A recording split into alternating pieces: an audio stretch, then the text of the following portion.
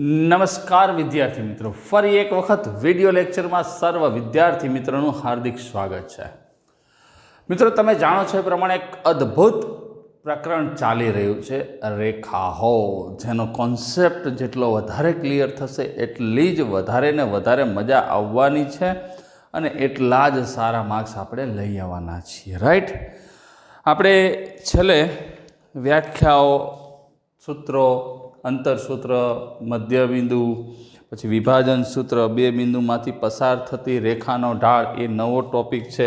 Joke inclination. માની લો કે કોઈ રેખા છે એક્સ અક્ષ સાથે, એટલે એક્સ અક્ષની ધન દિશા સાથે થીટા માપનો ઘડિયાળની વિરુદ્ધ દિશામાં ખૂણો બનાવે છે, તો આને એનો જોક કહેવાય, ઇન્ક્લિનેશન. અને એનું ટેનવાળું મૂલ્ય, ટેન થીટા, એને કહેવામાં આવે છે એ રેખાનો ઢાળ, અને એને એમ વડે દર્શાવાય છે, એમ બરાબર ટેન થીટા. આ ઢાળ છે, બરાબર છે. આ વાત થિયરીની છે, બહુ જ અગત્યની વાત છે. થિયરી જો હું ક્લાસરૂમમાં તમે મારી સામે હોત તો 2-4 વાર લખાવી દીધી હોત, પણ તમે ઘેર લખતા જ હશો એવી મને 100% ખાતરી છે.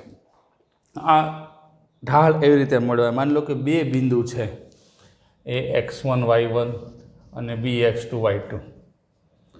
તો આ બે બિંદુમાંથી કોઈ રેખા પસાર થતી હોય અને એનો ઢાળ લેવો હોય, ઢાળ એમ બરાબર, તો જો વાયમનો તફાવત એટલે કે y2 માઇનસ y1 છેદમાં તે જ ક્રમમાં એક્સિયમનો તફાવત. તે જ ક્રમમાં એટલા માટે બોલું છું છોકરાઓ કે તમે પહેલાં આ લીધા હોય તો આ લેવાનું પહેલાં, અને આ માની લો કે આમ લીધા હોય અથવા તો આમ લીધું હોય y1 માઇનસ y2, તો એ જ ક્રમમાં એક્સિયમ લેવાનું, બરાબર છે. વાયમનો તફાવત છેદમાં તે જ ક્રમમાં એક્સિયમનો તફાવત. આ બહુ સ્પષ્ટ વાત આપણે જોઈ હતી. અને માની લો કે કોઈ રેખા છે, એના ઉપર એ, બી અને સી આ 3 બિંદુ આવ્યા છે.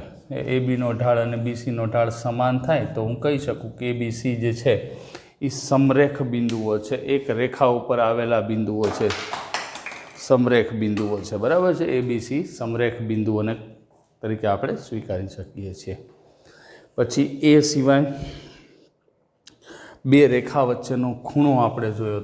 જો થિયરી આવી જ્યારે રિપીટ કરતો હોય ને, ત્યારે તમારે શું મગજમાં રાખવાનું કે આવી જ્યારે થિયરી રિપીટ થતી હોય, બીજો લેક્ચર શરૂ થાય ને એમાં આપણે થિયરી રિપીટ કરતા હોય, એમાં તમારા મગજમાં એ વસ્તુ ક્લિયર થઈ જવી જોઈએ કે ગઈકાલે તમે પાકી કરેલી હોય થિયરી, અને એ જ થિયરી સાહેબ પાછા અત્યારે જે રિવિઝનમાં આવતું હોય ને, એ ખાસ એવું જ આવતું હોય રિવિઝનની અંદર, કારણ કે રિપીટેશન થતું હોય, અને એવું જ તમને હું કહેતો હોય જે પોઈન્ટ ટુ પોઈન્ટ હોય.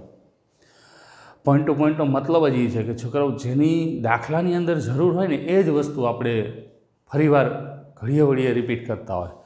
અને ઓલામાં તો શું હોય, કદાચ થિયરી શીખવાડી ત્યારે બધું લખ્યું હોય, આમ હોય તેમ હોય, બધું લખ્યું હોય. આ તો જેટલી જરૂર છે એટલું રિપીટેશનમાં આવે. બે રેખાઓ હોય, આમ છેદતી હોય પરસ્પર.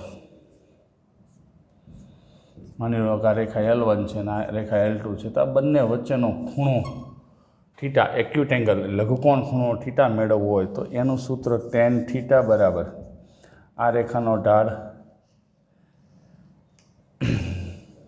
અને હેલો નહીં આપ્યું ને L2 આપ્યું, આ રેખાનો ઢાળ M2 કહી દો, આ રેખાનો ઢાળ M1 કહી દો, તો ટેન થીટા બરાબર M1 minus M2 upon 1 plus M1 M2.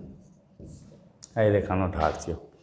ધ્યાન એ રાખવાનું છે કે આમાં એક પણ રેખા શિરોલંબ નથી, કારણ કે આપણને ખબર છે કોઈ પણ શિરોલંબ રેખા હોય, હવે ઢાળની મદદથી પણ તમે લઈ શકો છો. માની લો કે આ વાય અક્ષ છે, તો અહીંયા આવી રીતે આવશે ને, વાય અક્ષમાં એક્સિયમ 0, 0, 2, 0, 3 આવી રીતે હોય ને, જો આનો ઢાળ વ્યાખ્યાયિત નહીં થાય. શું કામ નહીં થાય? તો કે આ બે બિંદુ સ્વરૂપ આ રેખા જ છે ને, એક પ્રકારની રેખા જ છે. બે બિંદુ સ્વરૂપ રેખાનું સમીકરણ વાયમનો તફાવત 3 માઇનસ 2 છેદમાં 0 થાય, એટલે અવ્યાખ્યાયિત થાય, એટલે ઢાળ નથી મળતો. શિરોલંબ ન હોય એવી રેખાનો જ બે વચ્ચેનો ખૂણો આપણને મળે છે, બરાબર છે. એ આ સૂત્રથી મળે. પછી માની લો કે એક રેખા શિરોલંબ આપી છે અને બીજી જે રેખા છે એનો ઢાળ એમ આપ્યો છે. એક રેખા શિરોલંબ છે, એક આ રેખા જે છે આને L1 કહી દઉં, અને આ રેખા L2 જે છે એ શિરોલંબ છે. તો આ બે વચ્ચેનો, આ બે છેદે રેખા, આ બે વચ્ચેનો ખૂણો થીટા લેવો છે, તો આટલો 90નો ખૂણો થવાનો. અને આનો જોક, અને આલ્ફા લઈ લઉં, આલ્ફા 2 કે આલ્ફા ગમે લઈ શકો, માની લો કે આલ્ફા 2 લઈ લઉં, તો આ બે વચ્ચેનો જે ખૂણો છે ને થીટા, તો કે એ 90 - α2, આ 90 એમાંથી α2 બાદ કરો એટલે એ બે વચ્ચેનો ખૂણો મળે. અહીંયા એકેય રેખા શિરોલંબ ન હોય એવી બે પરસ્પર છેદતી રેખાઓ વચ્ચેનો ખૂણો, અને અહીંયા એક શિરોલંબ એવો. સાહેબ એક સમક્ષિતિજવાળો લઈ લો તો જો છોકરાઓ, સમક્ષિતિજ રેખા એટલે એક્સ અક્ષ થઈ, બરાબર. કોઈ પણ રેખા એક્સ અક્ષ. સમક્ષિતિજની ખાસિયત શું હોય? એનો વાહ્યામ સમાન હોય. એનો એ રેખાનો વાહ્યામ એક્સ અક્ષ ઉપર વાહ્યામ 0 હોય, અને અહીંયા માની લો કે વાહ્યામ 0 હોય તો અહીંયા 2 0 એક્સ અક્ષ લઈ લો. આમ આ વાય અક્ષ છે, અહીંયા 3 0 આમ છે. આનો તમે ઢાળ જોશો ને તો y2 - y1 એટલે અંશ જ 0 થવાનો. છેદ તો વ્યાખ્યાયિત 0 નથી થતો, એટલે રકમ તો વ્યાખ્યાયિત થશે. એટલે જ્યારે માની લો કે એક રેખા એક્સ અક્ષને સમાંતર અને બીજી રેખાનો ઢાળ m, તો આનો ઢાળ m1 કહી દો, આનો m2 કહી દો, આ l1 l2 રેખા અને l1, તો એમાં આ સૂત્ર ચાલશે. આ સૂત્ર ચાલશે, બરાબર. એમાં આ સૂત્ર ચાલે, એમાં કંઈ પ્રશ્ન રહેતો જ નથી. બહુ સરળતાથી આપણે એને કરી શકીએ છીએ, બરાબર છે. પછી આમ જુઓ ને તો એક્સ અક્ષને સમાંતર રેખા હોય ને કોઈ પણ, એ દરેકમાં તમે જુઓ ને, એ એક લખી દો. એ લખ્યું નથી આપણે, એક લખી દેવાનો એક્સ અક્ષને સમાંતર. તો આટલી વસ્તુ આપણે ભણ્યા. એક આ વસ્તુ નવી મને મગજમાં આવી અત્યારે. આમાં ગમે ત્યારે ગમે મગજમાં આવે, બરાબર. થિયરિકલ કનેક્ટેડ ટોપિક હોય એટલે આપણે લખી નાખવાનું. આમાં શું હોય, હું બોલી જાઉં અહીંથી, મેં કહી દીધું હોય, પણ જે તે સમયે કીધું હોય ત્યારે એ સમયે તમારું મગજ ક્યાં કામ કરતું હોય એ કોઈને ખબર હોય નહીં, તમને ખબર હોય, બરાબર. બીજા કોઈને ન ખબર હોય. બેઠા બેઠા વિચાર કરતા કે હવે ટેસ્ટ મેચ ચાલુ થવાની, પણ એલા ટેસ્ટ મેચની વાત અત્યારે નથી, અત્યારે આ રેખાઓની વાત કરવાની, બરાબર છે. પણ લખેલું હોય ને તો ક્યારેક પાછું વાંચી શકાય. આમ તો ખબર જ છે તમને, પણ છતાંય એક્સ અક્ષને સમાંતર, એક્સ અક્ષને સમાંતર એટલે આ એક્સ અક્ષ છે એને સમાંતર, વાય અક્ષને લંબ અથવા એક્સને સમાંતર વાય અક્ષને લંબ અથવા સમક્ષિતિજ રેખાનું સમીકરણ આવશે. બધા રેખાના અલગ અલગ સ્વરૂપો એમાં આવશે, પણ આ તો અત્યારે મારા મગજમાં આવ્યું એટલે મેં લાઈક કહી દઉં. વિદ્યાર્થીઓ શીખવા માટે આતુર છે. આ એક્સ અક્ષ છે, આ વાય અક્ષ છે. એક્સ અક્ષને સમાંતર એટલે આ રેખા થઈ, અને આને આપણે લેશું એક્સ બરાબર a. અહીંયા a ગ્રેટર દેન 0 હોય, ઋણ હોય તો નીચે આવે. એક્સ બરાબર a, આવું સમીકરણ થાય. એનું નામ 3 છે. 3 અલગ અલગ નામ આપ્યા. જોઈએ તમે, એક્સ અક્ષને સમાંતર રેખા થયો. આ આખી રેખાનો એક્સિયમ જે છે ને સરખો જ હોય. એક્સિયમ ગમે એ લો ને આ રેખા ઉપર, એક્સ અક્ષને વાય અક્ષને લંબ અને એક્સ અક્ષને સમાંતર, બરાબર છે. વાય બરાબર બી, અહીંયા વાય બરાબર બી આવશે. વાય આમ સરખો હોય ને, આડી રેખા છે, વાય બરાબર બી, અને અહીંયા બી ગ્રેટર દેન 0. ગલતી છે, મિસ્ટેક હો ગઈ. પણ આમાં ધ્યાન એ વસ્તુ રાખવાનું છે, ભૂલ થાય નહીં એ ધ્યાન રાખવાનું. અહીંયા જે વાયમ હશે ને એ બધે વાયમ હશે. એક્સ અક્ષને સમાંતર છે, વાય અક્ષને લંબ છે, અને સમક્ષિતિજ રેખા છે. પછી એવી ને એવી બીજી રેખા, તો અહીંયા પણ આપણે ખાસ ધ્યાનથી જ સમજવું પડશે. અહીંયા એક્સ અક્ષને સમાંતરની વાત હતી. હવે તો કે અહીંયા વાય અક્ષને સમાંતર,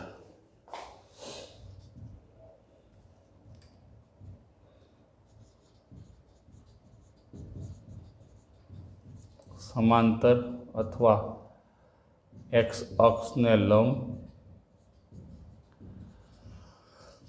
અથવા શિરોલંબ, થાંભલો જેને આપણે કહીએ છીએ, શિરોલંબ રેખાનું સમીકરણ. તો અહીંયા આવશે એક્સ બરાબર a, a belongs to R. અહીંયા b બિલોંગ્સ ટુ આર જ હોય. ઉપર દોરો ને, અહીંયા તમે આમ લઈ લ્યો, આ એક્સ અક્ષ છે, આ વાય અક્ષ છે, અને આ સાઈડ લઈ લઉં, આ સાઈડ આમ લીધું તો આ એક્સ બરાબર અહીંયા છે એક્સિયમ અહીંયા જે હોય ને એ આખી રેખા ઉપર એક્સ બરાબર અહીંયા એ ગ્રેટર દેન 0 है ઋણ હોય તો આ બાજુ વાય ઋણ હોય તો નીચે આવશે બે થઈ શકે હોરિઝોન્ટલ લાઈન તો આ વાત એક મગજમાં આવી તો તમને આપી દીધી આપણે 10.1 ચાલુ છે નહીં પહેલો દાખલો ગણ નાખ્યો છે બીજો દાખલો પહોંચ્યો છે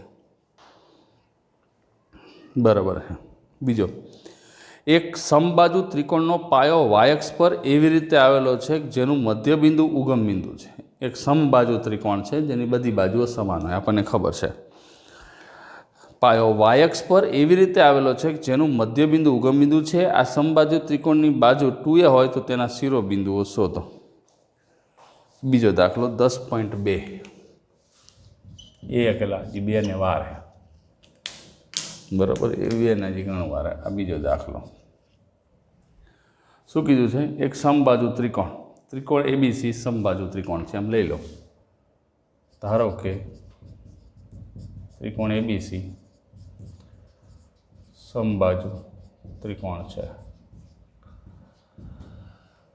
ત્રિકોણ એબીસી કેવો લીધો સમબાજુ ત્રિકોણ છે હવે એનો પાયો વાયક્ષ પર એવી રીતે આવેલો છે પાયો વાયક્ષ ઉપર છે તો દોરી નાખી પહેલા પાયો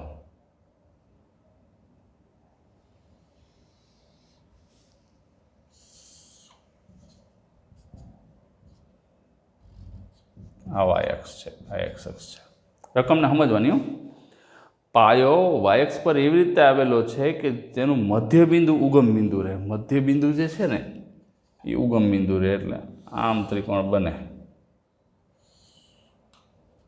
આ એ બી અને સીના ઉગમ બિંદુ બરાબર છે લખીએ જેનો પાયો બીસી વાયક્ષ પર છે અહીંયા લખી નાખો જેનો પાયો બીસી વાય અક્ષ પર છે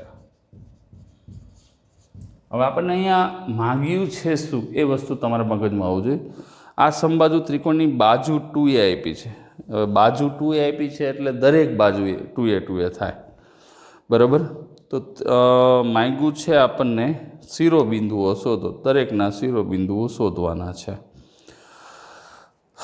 બરાબર O00 એ બીસીનું મધ્યબિંદુ છે એવું આપ્યું છે ને O00 એ પાયા બીસીનું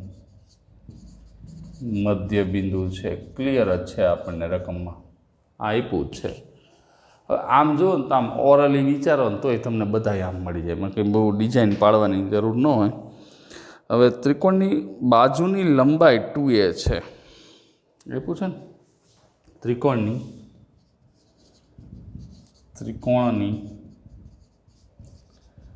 બાજુની લંબાઈ 2a છે અને પાછો સમબાજુ છે સમબાજુ એટલે બધી બાજુ સરખી થાય તો એનો મતલબ એ બી બાજુ લઈ લો કે બીસી બાજુ લઈ લો કે એસી લઈ લો અત્યારે ઠંડીમાં એસી ન ખરીદાય લખાય ખરું એસી થાય તો એક વસ્તુ ફાઇનલ છે આ કેવું છે મધ્યબિંદુ તો બીસી ઓબી બરાબર 1/2 બીસી થયું બરાબર ઓસી થાય કારણ કે આટલું એ થશે આખું 2a છે તો મધ્યબિંદુ છે એટલે ઓબી બરાબર 1/2 અડધું થાય ને આખું 2a હોય તો ઉપર ઓએ જાય નીચે જાય તો એનો મતલબ બીના એમ બરાબર એ માટે બિંદુ બી તથા સીના યામ 0a મળે કારણ કે એક્સિયમ 0 થાય ને વાય અક્ષ ઉપર છે બીના યામે 0a થાય અને સીના યામે 0 આ નીચે ઉગમ બિંદુની વાત થશે માટે બિંદુ બીના યામ 0a અને ઉગમ બિંદુથી નીચે છે તથા સીના યામ 0 - a થાય એ તો સ્પષ્ટ થઈ ગયું કારણ કે આખું તો 2a જ છે આ બધું તો 2a જ છે હવે બાકી શું આપણે કીધું છે ત્રિકોણના શિરોબિંદુઓ શોધો તો એ બે મળી ગયા હવે ધારો કે એક બાકી રહ્યો ને બિંદુ એના અહીંયા ગમે ધારી લો XY છે એના અહીંયા શું લીધા XY હવે સમબાજુ ત્રિકોણ છે એટલે સરળતાથી આપણે ઉકેલી શકીએ, કારણ કે એ બીનું અંતર અને એસીનું કે બીસીનું કોઈ પણ અંતર લઈ લ્યો, એ બે સરખા થવાના અને એ સૂત્ર આધારિત એની કિંમતો મળી જશે. એ બી બરાબર એસી ઇમ્પ્લાઇઝ એ બી સ્ક્વેર બરાબર એસી સ્ક્વેર. એનું અને બીનું અંતર સૂત્ર, બી અહીંયા છે, જો આ બીના યામ છે, આ સીના યામ છે, તો એ અને બીનું અંતર સૂત્ર એક્સ માઇનસ 0નો વર્ગ, આ એ બીનો વર્ગ છે ને, આ એ અને બી આ એ છે, આ સી ના બી, મજા આવે તમને. એક્સ માઇનસ 0નો વર્ગ વત્તા અહીંયા વાય માઇનસ એનો વર્ગ બરાબર એસી, એક્સ માઇનસ 0નો વર્ગ વત્તા વાય પ્લસ એનો વર્ગ, ઓછે ઓછે વત્તા થાય ને અંતર સૂત્ર, એક્સ એમનો તફાવત વાય એમનો તફાવત, એક્સ સ્ક્વેર વત્તા વાય સ્ક્વેર માઇનસ 2ay વત્તા એ સ્ક્વેર, એક્સ સ્ક્વેર વત્તા વાય સ્ક્વેર વત્તા 2ay વત્તા એ સ્ક્વેર, આખો કુટુંબ ઉડે છે જો, X square Y square, X square Y square, A square A square. દેખાય છે કે નહીં ચેક કરી લઈએ. દેખાય છે. તો જો આ -2ay છે, આ બાજુ વયું જાય તો શું થઈ જાય, પ્લસ થઈ જાય, તો 4ay બરાબર 0, 4ay બરાબર 0 ઇમ્પ્લાઇઝ વાય બરાબર 0. તો બિંદુનો આમ તો એ દેખાય છે, જો મેં જો કે પહેલાં દોર નાખ્યું હતું. હવે એક્સ ગોતવાનો રહ્યો ને, તો એક્સ એમ મળી ગયો છે. હવે આમાં નામાં મૂકી દો તોય મળી જાય, એમાં કંઈ પ્રશ્ન નથી રહેતો, પણ છતાંય આપણે બીજું જે છે તથા એ બી બરાબર બીસી, આમાં થાય એ બી અને બીસી બે સરખા થાય ને, એ બી અને બીસી માટે એ બી સ્ક્વેર બરાબર બીસી સ્ક્વેર. એ એક્સ માઇનસ બીના એમ 0 એ છે, 0નો વર્ગ છે ને, 0a આ રહ્યું વત્તા વાય માઇનસ એનો વર્ગ, કારણ કે એ બી અને બીસી તમે સરખાવો છો તો તમારે એ કાયદેસર લખવું જ પડે. અને બીસી, તો બીસીનું આખું અંતર કેટલું છે, અંતર સૂત્ર વાપરવાની જરૂર નથી, એક બાજુ 2a આપી છે, 2a નો વર્ગ હવે લખીએ કહો, કારણ કે બીસી બરાબર તો આખું 2a જ છે ને, એક બાજુ 2a આપેલી જ છે, તો લખો, કંઈ પ્રોબ્લેમ નથી. એક્સ સ્ક્વેર વત્તા વાય સ્ક્વેર, વાયની કિંમત 0 છે, જો 0 માઇનસ એનો વર્ગ બરાબર 4a નો વર્ગ, એક્સ સ્ક્વેર વત્તા એનો વર્ગ બરાબર 4a નો વર્ગ ઇમ્પ્લાઇઝ એક્સ સ્ક્વેર બરાબર 3a નો વર્ગ, માટે એક્સ બરાબર પ્લસ ઓર માઇનસ વર્ગમૂળમાં 3a.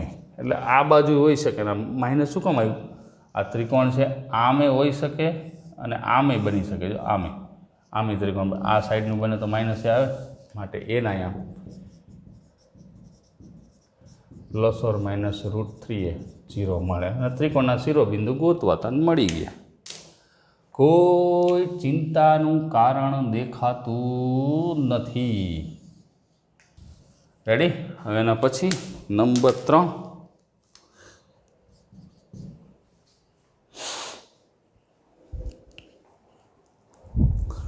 ત્રીજા પ્રશ્નની વાત કરીએ. એ તમારે નીચે લખવું હોય લખીએ કાંઈ, માટે ત્રણેય શિરોબિંદુને એમ આવા આવા મળે. ત્રીજો પ્રશ્ન લખવું જ લખીએ કે ત્રણેય શિરોબિંદુને એમ આપણે લખ્યા છે અંદર, એટલે એમ લીટી કરી નાખવાની એટલે થઈ જાય કમ્પ્લેટ. બરાબર? જ્યારે પહેલું PQ YX ને સમાંતર હોય, બીજું PQ XX ને સમાંતર હોય, ત્યારે બિંદુઓ PX1 Y1 QX2 Y2 વચ્ચેનું અંતર માંગ્યું છે. PX1 Y1 તથા QX2 Y2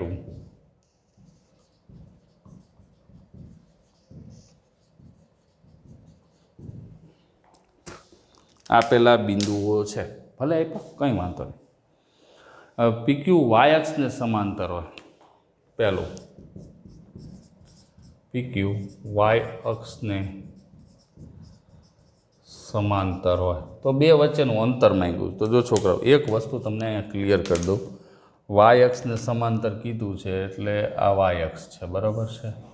હવે અહીંયા ધન લેવું કે ઋણ લેવું એ તમારા હાથની વાત છે, બરાબર. ધન લેવું કે ઋણ લેવું, આ બાજુ દોરો કે આ બાજુ દોરો, કંઈ ફેર ન પડે. હવે અહીંયા PQ લઈ લો, આ P અને Q સીધી લીટી થાય ને ભાઈ, બસ આ Q બરાબર વાય એક્સને સમાંતર આ x1 y1 આ x2 y2. તો અહીંયા આપણે અંતર સૂત્રથી અંતર કર્યું તો કોઈ ચિંતા નથી, પણ આકૃતિ ઉપરથી સ્પષ્ટ છે વાય એક્સને સમાંતર હોય તો એક્સિયમ તો સમાન જ હશે, એટલે એ તો 0 જ થઈ જશે. એટલે શું થશે? અંતર y1 માઇનસ y2, બે વાયએમનો તફાવત થશે. આકૃતિ પરથી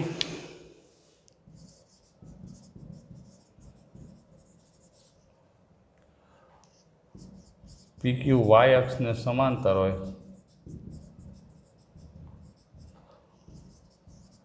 x1 અને x2 આ બે એક જ થાય, કારણ કે આનો એક્સિયમ હરખો થાય ને, જો આવી ગયો વાય એક્સને સમાંતર તો એનો એક્સિયમ કેટલો થાય? એક જ થાય, એટલે એક્સિયમ હરખો જ થાય. હવે એનું અંતર માંગ્યું છે ને, માટે PQ અંતર બરાબર શું થાય? તો કે વર્ગમૂળમાં y1નો માઇનસ y2નો વર્ગ બરાબર માનાંક લઈ લો, ધન અંતર છે એ ધન લઈ લો, માનાંકમાં y1 માઇનસ y2 હતો તો y2 માઇનસ y1 તમે ગમે લખી શકો છો. અને બીજું જે છે એ બીજો પ્રશ્ન શું છે? PQ x અક્ષને સમાંતર.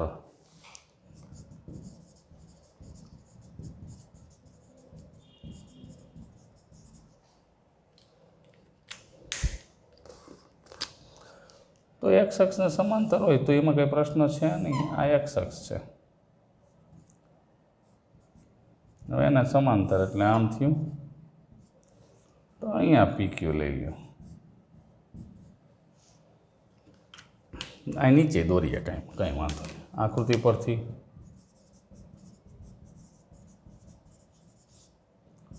PQ x અક્ષને સમાંતર હોય, વાય એમ હરખા થાય ને, આનું સમીકરણ y બરાબર b થયું, તો y1 બરાબર y2 માટે PQ અંતર લેવું હોય તો વર્ગમૂળમાં x1 માઇનસ x2 આખાનો વર્ગ એટલે માનાંકમાં x1 માઇનસ x2 થાય. સીધી ખબર પડી જાય, પણ દાખલો છે તો ગણવો આવશ્યક છે. 7, 6 અને 3, 4 થી સમાન અંતરે હોય તેવું x અક્ષ પરનું બિંદુ શોધો. પહેલાં આને IMP કરો, સારો પ્રશ્ન છે.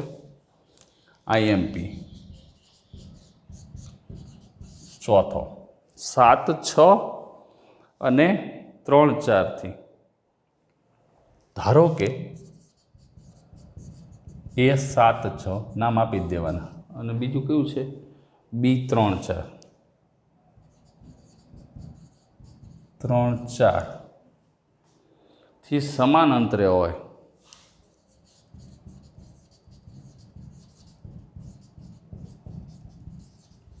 તેવું ક્યાં આપ્યું છે બિંદુ? તેવું x અક્ષ પરનું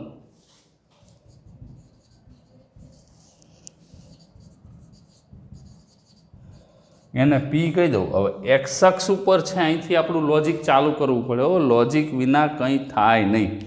જેટલું પરફેક્ટ તમે સમજેલા હોય ને એટલી જ તમને મજા આવે. હવે x અક્ષ પર બિંદુ કીધું છે, એ 7, 6 B 3, 4 થી સમાન અંતરે હોય, x અક્ષ પરનું બિંદુ કીધું તો એનો ym 0 થાય, બિંદુ PX 0 છે, એટલે આપણે x ગોતવાનું, એટલે કામ પૂરું થઈ જાય. અહીંથી જો તમે XY ધારી લો પછી તમને બે અનનોન થઈ જાય, એટલે અજાણ્યા ચલો અનનોન, પછી આપણે એનો જવાબ ન લાવી શકીએ, તો એમાં થોડીક વાર લાગે, બધી તકલીફ વધે. પણ x અક્ષ પરનું બિંદુ હોય તો શું વાંધો છે? બરાબર, ym એનો 0 લખવામાં આપણને પર્સનલી કોઈ પ્રોબ્લેમ છે નહીં. પાછું શું કીધું? સમાન અંતરે છે. AP બરાબર PB થાય, AP બરાબર PB, તો APનો વર્ગ બરાબર PBનો વર્ગ થશે. તો આનું અંતર સૂત્ર આપણી કને છે જ, આપણી પાસે છે જ, x માઇનસ 7નો વર્ગ વત્તા 0 માઇનસ 6નો વર્ગ, એ તમે ગમે તે બાદ કરો, વર્ગમાં છે એટલે કોઈ ચિંતા. x માઇનસ 3નો વર્ગ, 0 માઇનસ 4નો વર્ગ. સાદરૂપ આપતા જઈ, જવાબ લાવતા જઈ, કામ થઈ જાય કમ્પ્લેટ, પૂરું.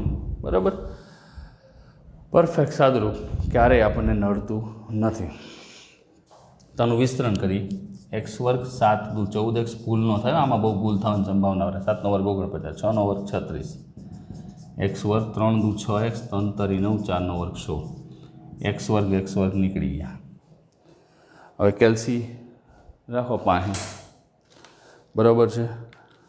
હવે 49 વત્તા 36 49 વત્તા 36 એટલે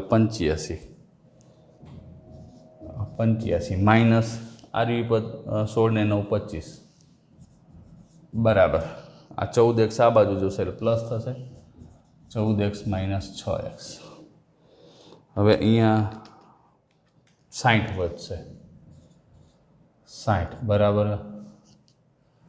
6 ને 6 12 8 ને 6 14 8x ભાગ્યા 8 7.5 તો જે આવે 8x માટે x બરાબર 60 ભાગ્યા 8 15 ચોખ્ખું 60 ને 4 નું 8 માટે માગેલ બિંદુ P 15/2 0 છે એક જ બિંદુ આવ્યું કંઈ વાંધો નહીં ક્યારેક બે આવે પણ અહીંયા તો એક જ સાઈડ છે એટલે કોઈ ચિંતા નથી આ બે બિંદુ ધન આપ્યા ને એટલે હશે કોઈ ચિંતા કારણ પરેશાની દિક્કત એવું છે જ નહીં તો પછી શું ચિંતા કરો છો બરાબર છે હવે એના આગળની વાત વધારવાની છે પ્રશ્નનો ક્રમ આપણે એક્ઝેક્ટ આવ્યા છીએ 5 નંબર 5 P 0 - 4 અને B 8 0 ને જોડતા રેખાખંડના મધ્ય બિંદુ અને ઉગમ બિંદુમાંથી પસાર થતી રહે પ્રશ્નને સમજવાનો છોકરો જેટલો પ્રશ્ન ક્લિયર સમજાઈ જશે ને એટલી જ તકલીફ ઓછી થઈ જશે એટલો જ દાખલો સરળ થઈ જશે પ્રશ્ન જ તમને નહીં સમજાય તમે કંઈ સીધું ગણવાની ઉતાવળ નહીં કરવાની કંઈ નથી કરવાનું બહુ શાંતિથી P 0 - 4 અને B 8 0 ને જોડતું એક રેખાખંડ છે એનું મધ્ય બિંદુ અને ઉગમ બિંદુ માંથી પસાર થતી રેખાનો ઢાળ તો બે રેખાનો ઢાળ મેળવવા માટે કાં તો ખૂણો જોઈએ એ નથી બે બિંદુ જોઈએ બે બિંદુમાં એક બિંદુ ઉગમ બિંદુ છે અને બીજું કયું છે આ બે જોડતું મધ્ય બિંદુ તો જો P 0 - 4 અને B 8 0 નું મધ્ય બિંદુ પ્રથમ P આ લખવાનું જોઈને એક એક યામનો ફેરવવા જોઈએ તથા P 8 0 અને B હવે 8 0 આવ્યું P 0 - 4 અને B 8 0 ને જોડતા રેખાખંડનું મધ્ય બિંદુ આપણે એમ લઈએ એમ હોય તો એમ બરાબર એનો એક્સિયમનો સરવાળો ભાગ્યા 2 મધ્ય બિંદુના આમ ખબર છે ને એક્સિયમનો સરવાળો ભાગ્યા 2 અને વાયએમનો સરવાળો ભાગ્યા 2 0 + 8 ભાગ્યા 2 -4 + 0 ભાગ્યા 2 8 ભાગ્યા 2 એટલે 4 અને આ -2 આ આપણને મળી ગયું એના મધ્ય બિંદુના અહીંયા હવે શું કીધું છે ઉગમ બિંદુ અને આનો તથા ઉગમ બિંદુ O 0 0 છે હવે જો આખી રકમને સ્પષ્ટ એક વખત વાંચી લો એટલે તમને મજો આવી જાય કોઈ તકલીફ ન પડે તો આનું મધ્ય બિંદુ અને ઉગમ બિંદુમાંથી પસાર થતી રેખાનો ઢાળ માટે O 0 0 તથા M4 - 2 માંથી પસાર થતી રેખાનો ઢાળ તો રેખાના ઢાળનું સૂત્ર શું છે y2 - y1 છેદમાં તે જ ક્રમમાં ન બોલાય y2 - y1 બોલ્યા એટલે x2 - x1 જ આવે અથવા તો ymનો તફાવત છેદમાં તે જ ક્રમમાં xmનો તફાવત ઢાળ બરાબર તો જો અહીંયા y1 4 - 0 અને -2 - 0 એટલે 4 છેદમાં -2 તો આવશે -2 રેખાનો ઢાળ આવે છે -2 સોરી મેં એક્સિયમની બાદબાકી કરી નાખી વાયએમની કરવાની y2 - y1 તો જો 0 - +2 અને 0 - 4 બોલ્યો વાયએમનો તફાવત છેદમાં તે જ ક્રમમાં એક્સિયમનો તફાવત પહેલાં ઉપર એક્સિયમ ઠપકાય એ નો આલે ખોટું કહેવાય બરાબર આ કાયદેસર સાચું થઈ ગયું નંબર 6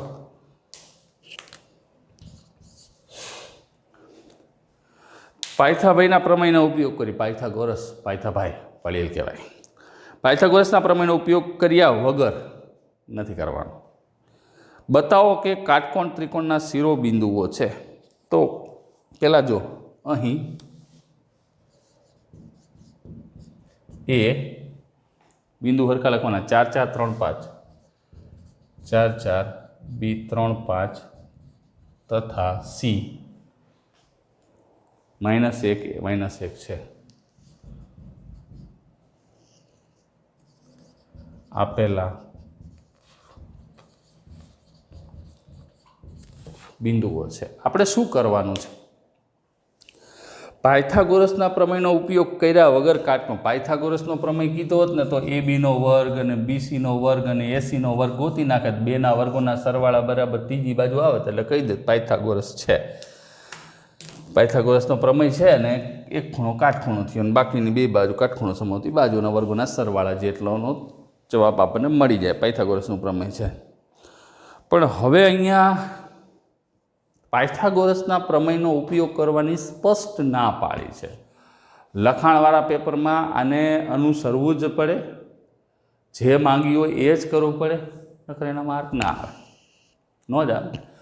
તો હવે અહીંયા કરશું કેવી રીતે? આ દાખલાનું આયોજન કેવી રીતે ગોઠવશું? સ્પષ્ટ ગોઠવણ જ કરવાની છે જેથી કરીને તકલીફ ન પડે। તો બીજી કોઈ તમારી પાસે એવી મેથડ છે કે જેથી કરીને આમ કાટકોણ ત્રિકોણના શિરોબિંદુ, એટલે માની લો કે આ એક બાજુ છે, બરાબર? કાટકોણ ત્રિકોણનો શિરોબિંદુ એટલે આપણે આમ ત્રિકોણ દોરીએ છીએ ને તો આ એકચ્યુઅલી આ રેખા જ હોય, આ રેખા જ હોય।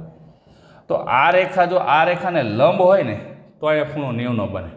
તો લંબ રેખા માટે કોઈ શરત આપણે શીખવાડી તો કે હા, આનો ઢાળ M1 લઈ લઉં, આનો ઢાળ M2 લઈ લઉં, કોઈ પણ બે રેખાનો ઢાળ, બરાબર? અને આ બેનો જો ગુણાકાર -1 થાય ને તો બે રેખાઓ પરસ્પર લંબ થાય, બે રેખાઓ પરસ્પર લંબ એટલે 90નો ખૂણો કાટકોણ ત્રિકોણના શિરોબિંદુ થઈ જાય। બસ તો કરીએ, ઢાળ ગોતવાના છે। AB રેખાનો ઢાળ M1 કહી દો, તો સૂત્ર યાદ રાખવાનું છે, મગજમાં રાખવાનું છે કે y2 - y1 AB તો y1 - y2 છેદમાં તે જ ક્રમમાં 4 - 3, 4માંથી 5 જશે એટલે -1, આ 1 તો આ થશે -1। પછી BC નો ઢાળ એને M2 કહી દો, બિંદુ અહીંયા રાખવાના, પહેલાં YM નો તફાવત 5 ઓછે ઓછે વત્તા 1, પછી X નો તફાવત 3 ઓછે ઓછે વત્તા 1, 5 ને 1 6/4 થાય છે ને? કાયદેસર રીતે આપણે એને સેટ કરવું જ પડે, 6/4 એટલે 3/2। AC બાકી રહ્યો, AC નો ઢાળ તો એ બિંદુ આ છે ને C બિંદુ આ, તો 4M3 કહી દો, 4 ઓછે ઓછે વત્તા કે આથી ને y2 - y1 ગમે એને y1 y2 કહે, YM નો તફાવત છેદમાં એ જ ક્રમમાં XM નો તફાવત, તો 5/5 આ 1 આવ્યો। કોઈ પણ બે રેખા ઢાળનો ગુણાકાર -1 થાય, આ રહ્યો જો। સ્પષ્ટ છે કે M1 × M3, સ્પષ્ટ છે કે M1 નો ઢાળ M1 × M3 બરાબર 1 × -1 બરાબર -1, એટલે કે AB રેખા અને AC રેખા પરસ્પર લંબ થશે, માટે AB નો ઢાળ ગુણ્યા AC નો ઢાળ બરાબર -1, એટલે આ AB હોય B અને આ AC હોય, આમ દોરવું પડે, આ AB અને આ AC અને આમ થયું, એ ખૂણો 90નો થયો, ખૂણો એ 90નો થયો, થાય બે વખત આવે આમ તો એ જ ખૂણો 90 થાય, માટે માપ ખૂણો BAC બરાબર 90 ડિગ્રી પરસ્પર લંબ થશે AB અને AC રેખાઓ, માટે ABC કેવો થયો? કાટકોણ ત્રિકોણ થયો। ABC કાકો છે એવું ન લખાય, કેટલામાં લખાય? કાકો છે, કાટકોણ છે એવું કાકો નહીં લખવાનું, સી કાટકોણ ત્રિકોણ છે। Time to take photo, screenshot લેવાનો સમય થઈ ગયો છે મિત્રો, લઈ લે સ્ક્રીનશોટ।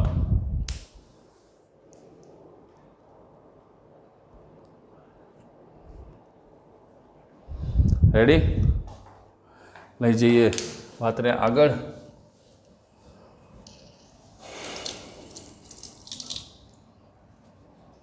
એટલે આમાં છે ને બીજું નવું કંઈ કરવાનું જ નથી, તમને જે થિયરમ સમજાવું, થિયરમ તમારે ધમાકેદાર તૈયાર કરવા, ધમાકેદાર એટલા માટે કહું, જેટલી સ્પષ્ટ થિયરી તૈયાર કરશો ને એટલે પ્રશ્નમાં તો તમને બધું આપેલું જ હશે, તમારે ખાલી સમજવાનું છે કે આપણને જે આપ્યું એમાં ઉપયોગ કેવી રીતે કરવાનો અને હોય કેવી નાનકડી થિયરમ હોય.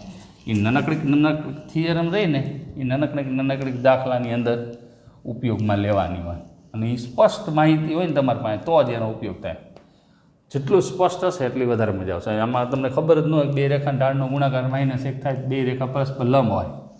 આપણે લખાયું જ છે આવશ્યક અને પર્યાપ્ત શરત. તો એ ખબર હોય તો કંઈ વાંધો નથી, અને ખબર ન હોય તો દવા લખવું પડે. પછી આવડે, એ પહેલાં ના આવડે.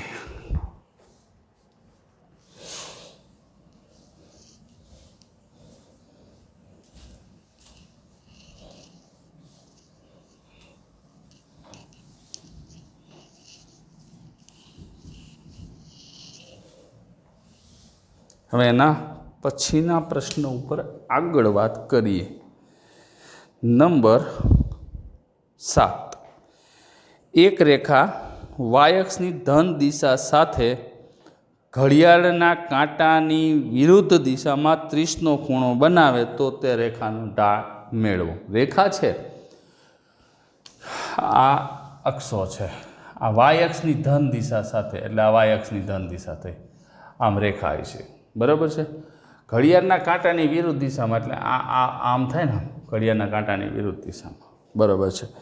30 અંશનો ખૂણો બનાવે તો ધારો કે રેખા એલ એ વાયક્ષની ધન દિશા સાથે, પ્રશ્નનો ક્રમ કેટલામાં રાખ્યો છે આપણે? 7મો. ધારો કે રેખા એલ એ વાય અક્ષની ધન દિશા સાથે, વાય અક્ષની ધન દિશા સાથે ઘડિયાળના કાંટાની વિરુદ્ધ દિશામાં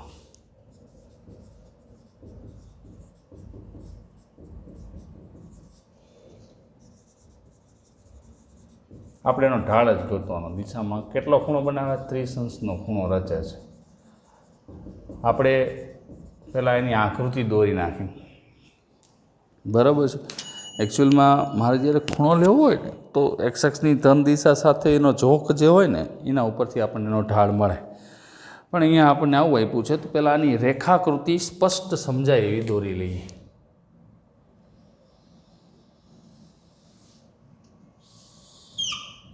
આ એક્સ અક્ષ છે, કેવું પડે? આ એક્સ અક્ષ છે, એક્સ અક્ષ અને વાય અક્ષ.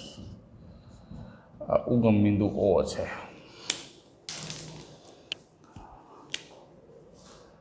માની લો કે આ રેખા છે, થોડીક મોટી એટલા માટે દોરી કે તમને અહીંથી લખું નહીં દેખાય, બરાબર છે. આ રેખા એલ છે, આ 30 અંશનો ખૂણો બનાવે છે, 30 અંશનો ખૂણો બનાવે છે વાય અક્ષની ધન દિશા સાથે, બરાબર છે. હવે એક અહીંયા નામ આપી દઈ, માની લો કે અહીંયા જે છેદે છે એ પી છે, આ ક્યુ છે, એવું નામ આપી દે એટલે કોઈ ચિંતા નહીં રહે. અને એક્સ અક્ષની જ્યાં છેદે છે એ નામ આપી દે એટલે એ પણ સરળતાથી આપણે સમજાઈ જાય. વાય પી ક્યુ માપ ખૂણો વાય પી ક્યુ આ 30 અંશનો આપ્યો છે, વાય પી ક્યુ, બરાબર. આપણે માંગ્યું છે રેખાનો ઢાળ. હવે અહીંયા વાયપી ક્યુ જ્યારે ઓપીએ અભિકોણ થશે, એ બે હરખા થશે. માપ ખૂણો વાયપી ક્યુ બરાબર માપ ખૂણો ઓપીએ અભિકોણ બરાબર 30 અંશ, કારણ અભિકોણની જોડ એકરૂપ હોય. આવતું હતું ને બધું 7મા 8માં અભિકોણની જોડ, એટલે આ બે ખૂણા આ રીવ્યા ખૂણો ઇક્વલ હોય, આ 30 અંશનો થયો. આ તો 90નો છેદ, બોલો તો કાયદેસર 90નો છેદ. હવે ત્રિકોણ ઓપીએ બરાબર આપણને 30 અંશ મળી ગયો. હવે અહીંયા તમે ઢાળ માંગ્યો છે તો ત્રિકોણ ઓપીએની વાત કરીએ. ત્રિકોણ ઓપીએમાં આ રહ્યો ને, આ ખૂણો બાયનો થાય. આ એક્સ અક્ષની ધન દિશા સાથે આમ આપણે ઝોક ગોતવો પડે ખૂણાનો. તો ઓપીએમાં પી એ એક્સ આ બહિષ્કોણ થાય આખો, આમ બહિષ્કોણ થશે ને, પી એ એક્સ માં ખૂણો પીએક્સ બહિષ્કોણ છે. છેર લખવાનું રહી ગયું, નીચે લખી નાખો.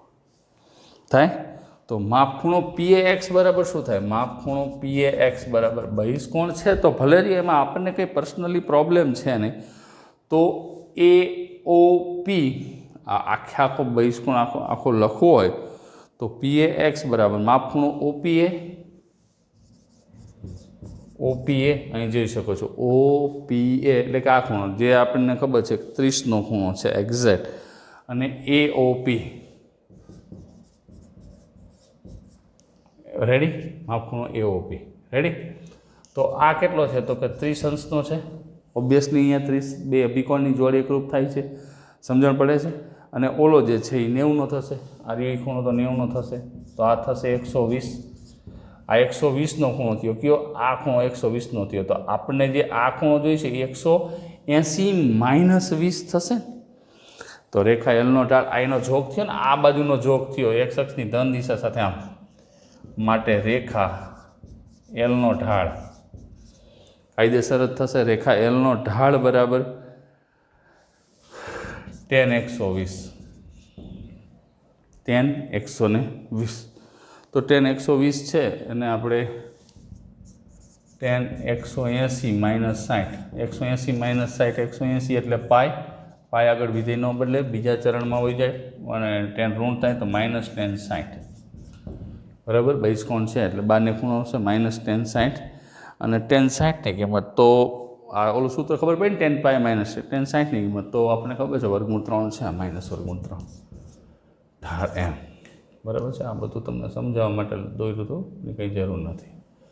એટલે બહિષ્કોણ થાય એના કનેક્ટેડ તમે ક્વેશ્ચન કરી શકો છો અને સરળતાથી સમજી પણ શકો છો. તો આ રીતે મિત્રો આને આપણે ઉકેલો હતો.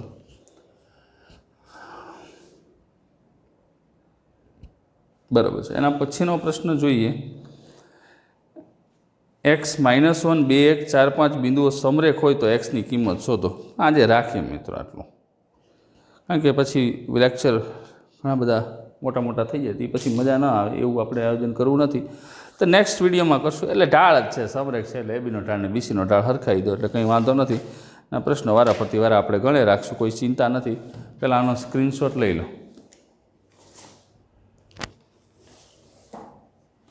રેડી? તો મિત્રો આજે આટલું જ રાખીએ. નેક્સ્ટ વિડીયોમાં જ્યારે આપણે મળીશું ત્યારે ફરીથી પાછું આના આગળ લઈ જઈશું. ત્યાં સુધી ઘેર તો રહેવાનું જ છે, દાખલા ગણવાના છે, થિયરી રોજ હું રિપીટેશન કરાવીશ અને તમારે મારી આરે રિપીટ કરતું રહેવાનું, પાકું કરતું રહેવાનું. ઓકે, આજે આટલું જ રાખીએ. નેક્સ્ટ વિડીયોમાં મળીએ. ત્યાં સુધી ઘેર રહો, સુરક્ષિત રહો અને ગણિત ગણતા રહો. તમારો દિવસ શુભ રહે મિત્રો.